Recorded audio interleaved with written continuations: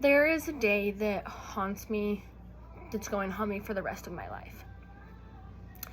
It was 2 years ago on December 24th. I answered a phone call from my dad just thinking that he was wishing me a happy Christmas Eve. He told me that my grandma had gotten cancer again, and that this time it was terminal. That she wasn't going to survive it, and we need to prepare for the worst. We were given 6 months to a year left with her. I knew she was dying, and I still could not call her to tell her that I loved her because I didn't want to believe that she was actually dying. That in 6 months to a year, that the person I looked up to since I was a kid, that was my best friend, that I turned to for advice in my life, was going to be gone. And I hate the fact that I did not call her and tell her that I loved her.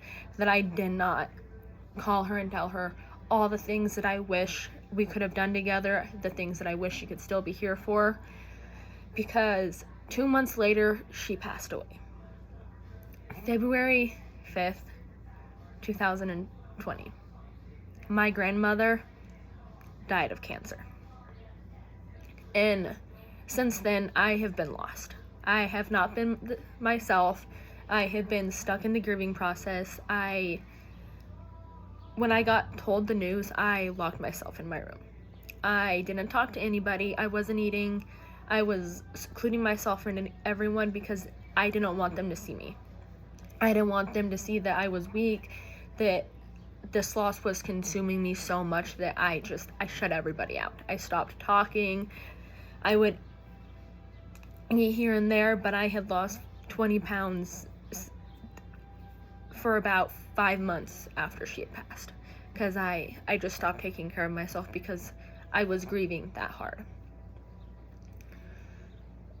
Lately, I have been writing to her when I get that feeling again that I'm going backwards, that the grieving is happening again, that I'm shutting everybody else. I get a notebook, I go out into nature, somewhere peaceful, somewhere beautiful, somewhere that reminds me of her, and I just write down all the things that I wish I could have said to my grandmother.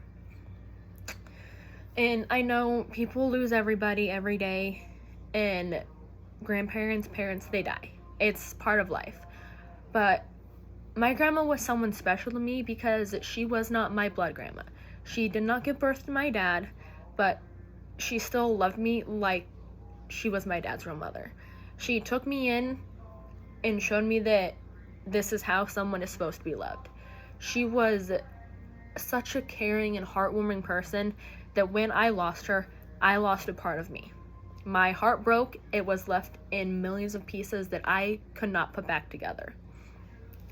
But ever since I started writing, my moods have been changing. I feel like I can finally get it all out, the things that I needed to say to someone that I couldn't. I didn't want to tell people how I was feeling because it's just the same old thing. You'll get over it. They're gone. It's okay. It'll pass. The feeling will stop. It'll subside in a couple years. It doesn't, though. Having that loss of someone that you truly loved unconditionally, it doesn't go away. It doesn't get easier with time. You just learn to live with the grief. You learn to live with them not being here anymore for you on a day-to-day basis. And it sucks. But having a place where I can go to just get everything off my chest is wonderful. It helps me think. It helps me just let go of everything that I don't want to tell anyone. I tried counseling. It didn't help. Having a place in nature that I can personally dedicate to my grandmother, that I can honor her with by going there daily, by writing to her, by saying stuff, or just writing on a piece of paper that I wish I would have said to her, helps me heal, and it will help others heal. Yes, it might take longer for some, it might take shorter time for others, but in all honesty, we cannot put a time on grief. It happens when it does. We get We get past grieving process at certain points, but none of us truly can move on until we get past that grieving process.